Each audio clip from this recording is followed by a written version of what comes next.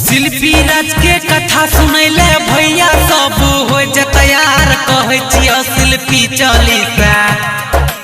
एकर घर भटपारनी पड़ै छै जेवरिया से बिलोंग करै छै। बचपन से रहे पूरा धुन गायकी में रहे जुनून छोटे से रहे जगल याद गायकी बने अपन खास